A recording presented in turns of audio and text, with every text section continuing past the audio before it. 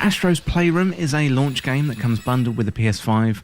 It's a cute and fun journey through PlayStation history, plus demonstrates the capabilities of the PlayStation 5 DualSense controller absolutely perfectly. There's a feel-good factor here, so much so that you might be fooled into thinking that Nintendo themselves made it. So Astro has previously been on adventures in PSVR, however this time it's his job to show what the PS5 can do. Astro previously starred in Astro Bot Rescue Mission, and at first there were eyebrows raised as to why Astro was coming out of VR and back onto the flat screen. Well, fears can be put away because this is a fantastic platformer in its own right, with personality, graphics, audio and a dose of nostalgia too. Astro has so much character in his own right, he's almost plucked straight from a Pixar movie.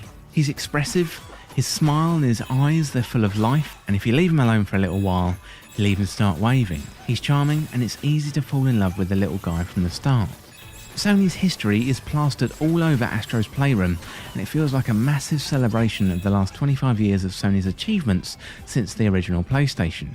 Astro plays with a PS Vita if you leave him for a few minutes, and the worlds themselves are styled on PlayStation generations. There's a bunch of PlayStation collectibles to be found in each world, so if you've grown up through the PlayStation generations, there's going to be plenty here for you. And if you're a younger player and this is your first experience, then you'll likely be dazzled by the graphics and the new controller, but there's plenty in here for older audiences too. And I've already compared this game to something Nintendo or Pixar would be proud of, and for good reason.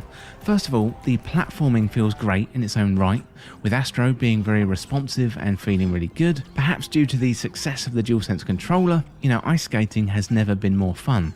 The feeling of Astro jumping, flying through the air and landing feels great, and is up there with any great 3D platformer from the last 10 years.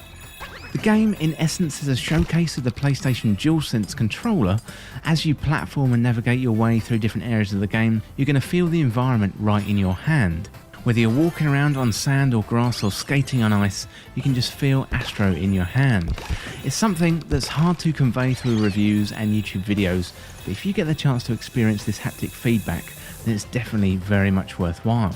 It will be interesting to see over time how many other developers work this tech into their games.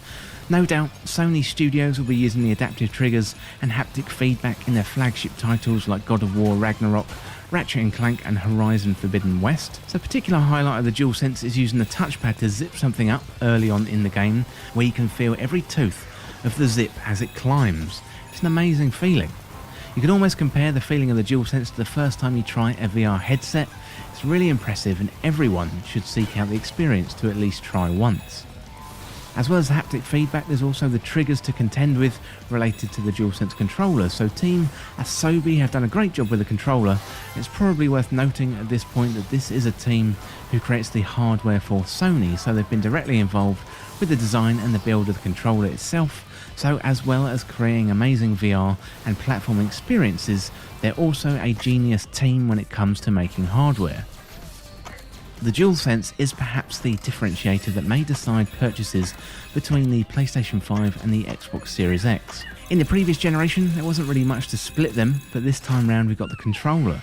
So when Sony first came out and mentioned they were investing in something called haptic feedback, I think many thought it would be a gimmick and perhaps something just like HD Rumble. But this feels different, quite literally. Now it's a great feature and could be the deciding factor for many. Astro's Playroom is a great showcase for the PlayStation 5, and it's one of the best bundled games that comes with the system I've ever seen, and it's really heartwarming. It's a fun introduction to your brand new console generation, and this one may have flown under the radar with other big hitters like Demon's Souls and Spider-Man Miles Morales. They may have been stealing the headlines, but this one is really worth your time and attention. So you'll come for the DualSense demo, but Astro will more likely charm you into staying to hang out with him and his friends. So the developer was Sony Japan Studio and Team Asobi. The platform is PlayStation 5 and it was originally released on the 19th November 2020.